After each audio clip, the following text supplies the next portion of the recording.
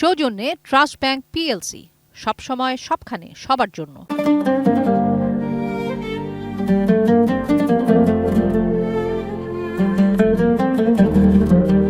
নবীজির জীবনী।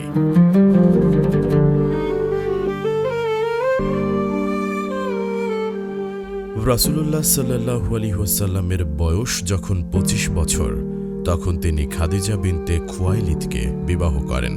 বুদ্ধিশুদ্ধি, উন্নত আচার আচরণ ও ধন সম্পদের দিক থেকে তিনি ছিলেন কুরাইশ বংশের শ্রেষ্ঠ মহিলা। তার পূর্বস্বামী আবু হালার মৃত্যুতে তিনি বিধবা হয়ে পড়েছিলেন। তখন তার বয়স ছিল ৪০ বছর। খাদিজা ছিলেন একজন ব্যবসায়ী মহিলা। তিনি তার ব্যবসা পরিচালনার জন্য পুরুষদেরকে কর্মচারী রূপে নিয়োগ করতেন। আবার কোনো কোনো পুরুষকে সুনির্দিষ্ট মুনাফা দানের অঙ্গীকারেও ব্যবসা কর্মে লাগাতেন। এমনিতে সে গোটা কুরাইশ গোত্রই ছিল একটি ব্যবসায়ী গোত্র। রাসূলুল্লাহ সাল্লাল্লাহু আলাইহি ওয়াসাল্লাম খাদিজার পুঁজি নিয়ে যখন সিরিয়ায় ব্যবসায়ে যান, তখন তার সত্যবাদিতা, চারিত্রিক গুণাবলী ও আন্তরিকতা সম্পর্কে খাদিজার অভিজ্ঞতা হয়। ওই সফরে তার মধ্যে যে অসাধারণ প্রতিভা লক্ষ্য করা যায়, খাদিজা তা অবগত হয়ে এতই মুগ্ধ হন যে তিনি তাকে বিবাহের প্রস্তাব দেন।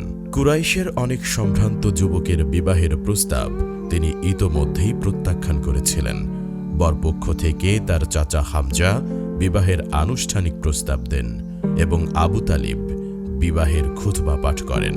এভাবেই খাদিজার সাথে তার বিবাহ সম্পন্ন হয়। খাদিজাই ছিলেন রাসূল সাল্লাল্লাহু আলাইহি ওয়াসাল্লামের প্রথম সহধর্মিণী। একমাত্র শিশুপুত্র ইব্রাহিম ছাড়া রাসূলুল্লাহ সাল্লাল্লাহু আলাইহি ওয়াসাল্লামের অপর সকল সন্তান তারই গর্ভে জন্মগ্রহণ করেন। সৌজন্যে ট্রাস্ট ব্যাংক পিএলসি, সবসময় সবখানে সবার জন্য।